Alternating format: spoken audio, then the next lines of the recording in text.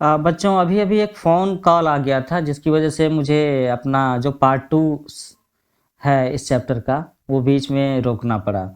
सो यहाँ पर मैं उसका पार्ट 3 लेक्चर का पार्ट 3 सीरीज़ कंटिन्यू कर रहा हूँ, जिसमें हम लोग बातें कर रहे थे कि मोना नाम की लड़की ने एक बहुत ही बुरा सपना देखा था, जिसमें उसने सपना देखा था कि धरती पर से सारा पानी सूख गया है, सारे पेड़ काटे जा चुके हैं, कहीं भी छाया के लिए कुछ नहीं है, कुछ भी खाने को नहीं है, कुछ भी पीने को नहीं है और लोग बहुत ज़्यादा परेशान हो रहे हैं, इधर-उधर भटक रहे हैं।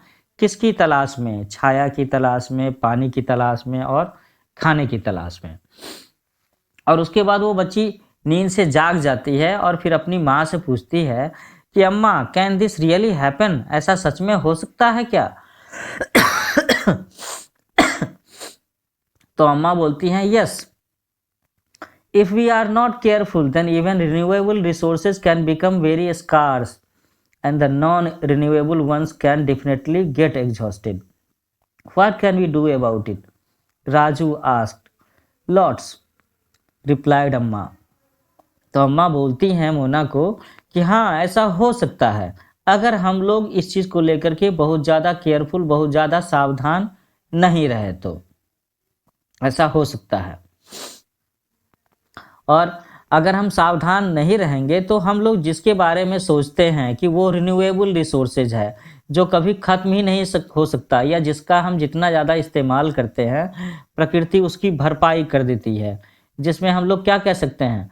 हम लोग रिन्यूएबल रिसोर्सेज में कहते हैं पानी के बारे में, ज़मीन के बारे में, जंगलों के बारे में। लेकिन अगर हम लोग इसका अंधाधुंध इस्तेमाल करेंगे तो इसकी भी कमी हो सकती है। और इसके साथ-साथ में ऐसा भी होगा कि जो नॉन रिन्यूएबल रिसोर्सेज है, वो तो पूरी की पूरी तरह से खत्म ही हो जाएँगे, समाप्त ही हो जाएँगे। तो राजू, वो जो बच्चा है वो पूछता है कि what can we do about it? हम लोग इसके बारे में क्या कर सकते हैं? हम लोग इसके बारे में क्या कर सकते हैं? तो राजू की माँ अम्मा बोलती हैं कि हम लोग इसके बारे में बहुत कुछ कर सकते हैं। So what can we do? Using resources carefully and giving them time to get renewed is called resource conservation. मैं रिपीट करता हूँ, Using resources carefully and giving them time to get renewed is called resource conservation. है ना? Balancing the need to use resources and also conserve them for the future is called sustainable development. There are many ways of conserving resources. Each person can contribute by reducing consumption. Reducing consumption, ये बात underline करने की है। Recycling and reusing things. Ultimately, it makes a difference because all our lives are linked. तो बच्चों ऐसा है कि अगर हम रिसोर्सेज का बहुत ध्यानपूर्वक इस्तेमाल करते हैं और उसको पूरा समय भी देते हैं कि हाँ हम इतना ही इस्तेमाल करें जितना कि समय रहते उसकी भरपाई नेचर के द्वारा हो सके, तो इस चीज़ को हम रिसोर्स कंजर्वेशन कहेंगे। और balancing the need to use resources and also conserve them for the future is called sustainable development. Development आप समझ रहे हो, डेवलपमेंट का मतलब है विकास करना, सस्टेन करना। सस्टेन करने का मतलब क्या? कि हम उस चीज़ की एम्पल क्वांटिटी को मेंटेन करें और साथ साथ में जीवित रह सकें, या हमारे ज़िंदगी जीने के लिए जितना ज़रूरी है हम उतना ही रिसोर्सेज का इस्तेमाल करें, ताकि वो रिसोर्स सही मात्रा में हमारे फ्यूचर जनरेशन के लिए, आने वाले बच्चों के लिए भी धरती पर बना रहे। तो इसी चीज़ को कहते हैं sustainable development. So there are many ways of conserving resources. और रिसोर्सेज को कंजर्व करने के बहुत सारे तरीके हैं, और आगे की जो 2 लाइन हैं ये बहुत ही ध्यान देने की बात है, आप इसे नोट कर सकते हो, मार्क कर सकते हो। That is each person can contribute by reducing consumption, recycling and reusing things. Ultimately it makes a difference because all our lives are linked. तो इसमें क्या होगा कि हर व्यक्ति को इसमें अपना योगदान देना होगा। Everybody can contribute, you can contribute, I can also contribute. How can we contribute?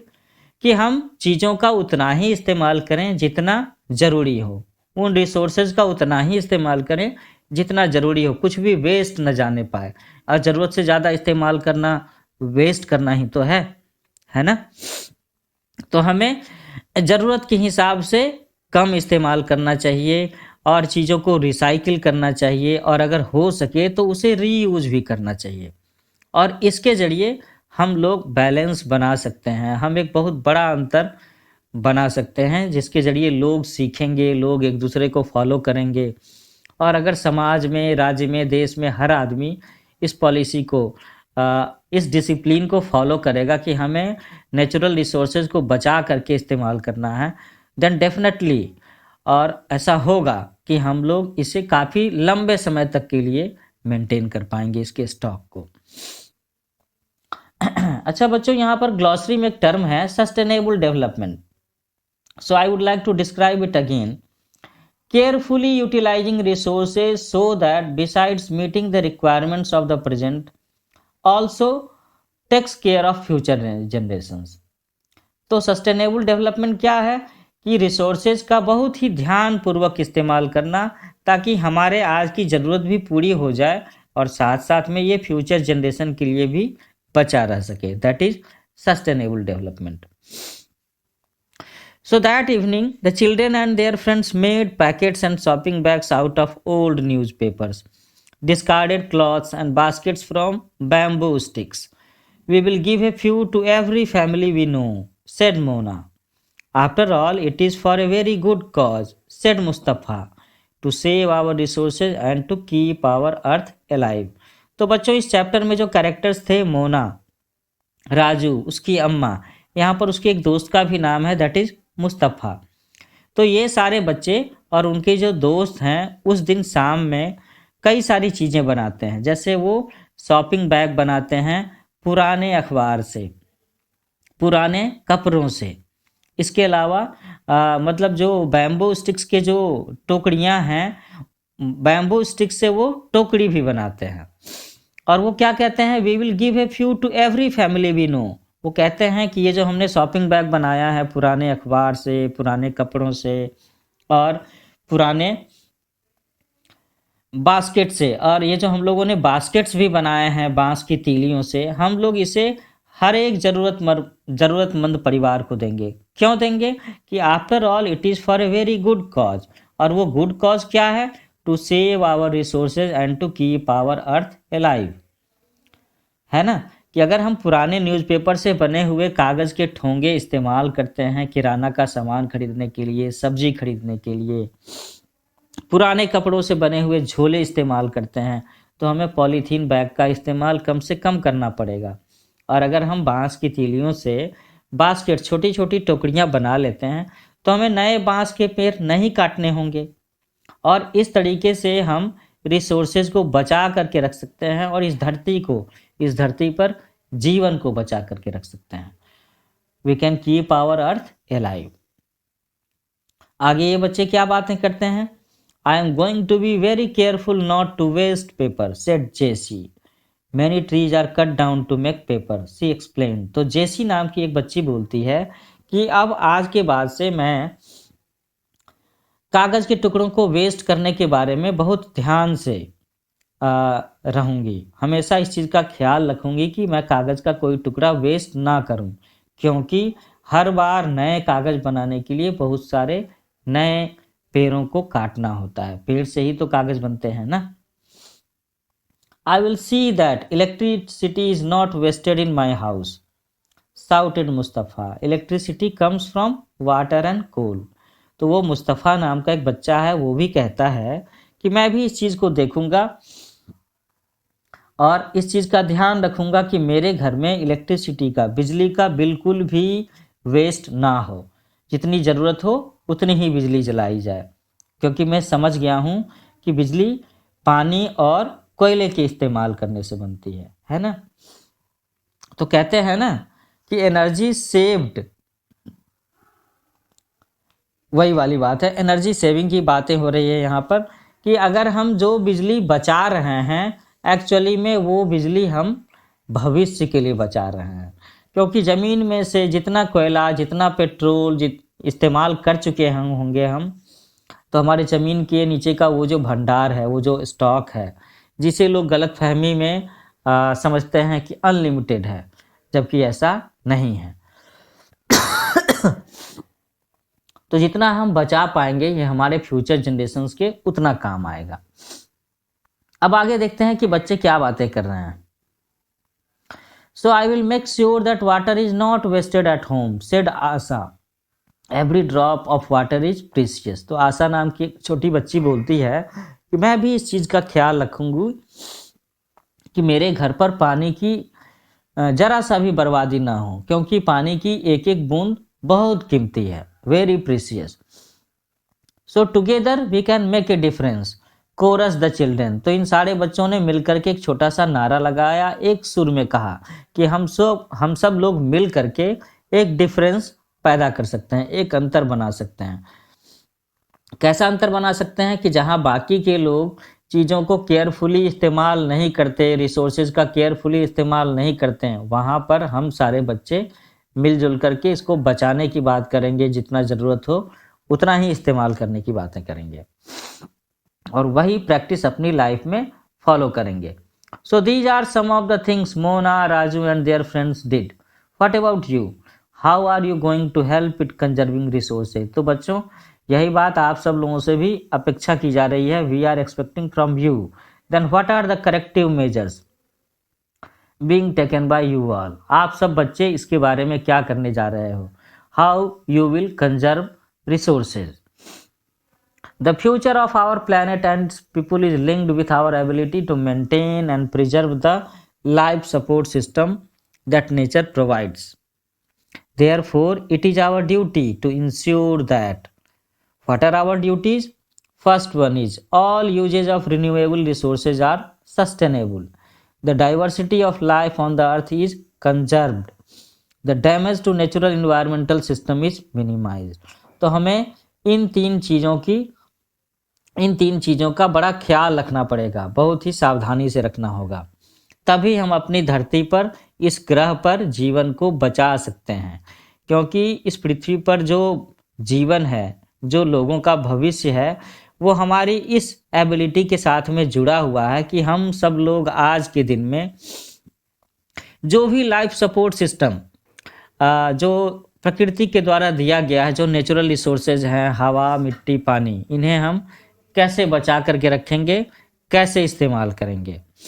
इसीलिए हमारी ड्यूटी बनती है all usages of renewable resources are sustainable, the diversity of life on the earth is conserved. इस पृथ्वी पर जितने भी अलग अलग तरह के जीव हैं, अलग अलग प्राणी हैं, सबका इम्पोर्टेंस है। उसमें से किसी एक जीव की बहुत ज़्यादा पॉपुलेशन नहीं होनी चाहिए, और ऐसा भी नहीं होना चाहिए कि कोई दूसरी स्पीसीज, कोई दूसरा जीव जो है वो बिल्कुल ही एक्सटिंक्ट हो जाए।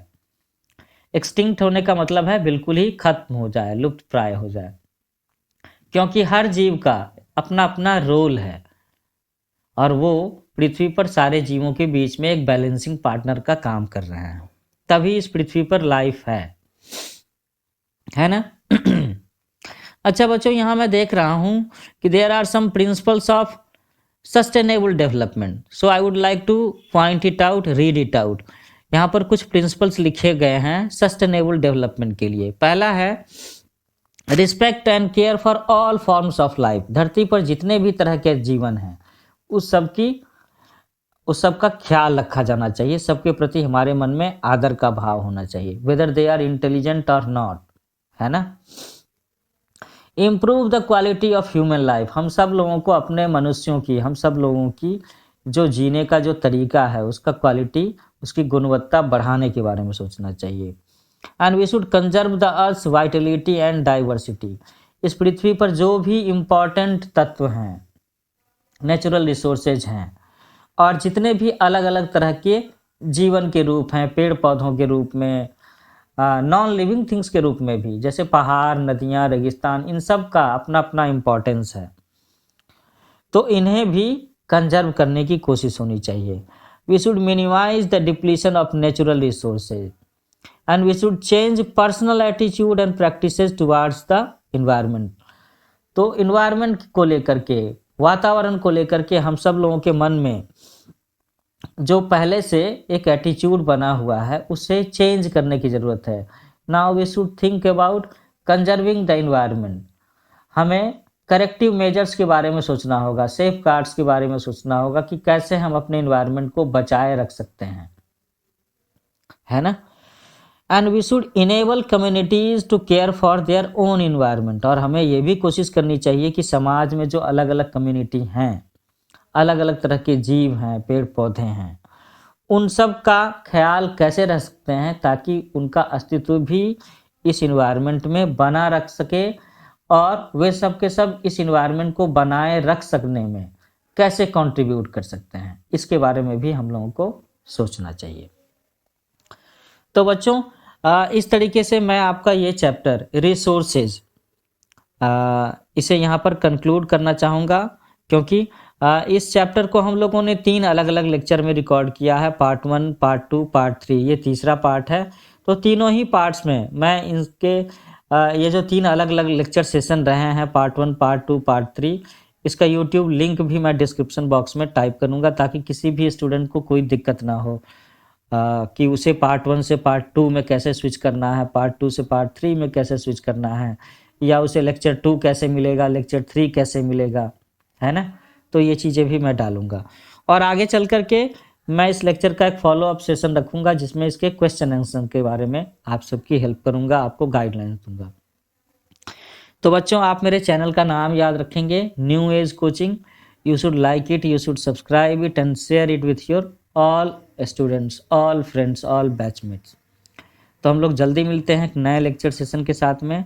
तब तक के लिए take care, bye bye, happy learning.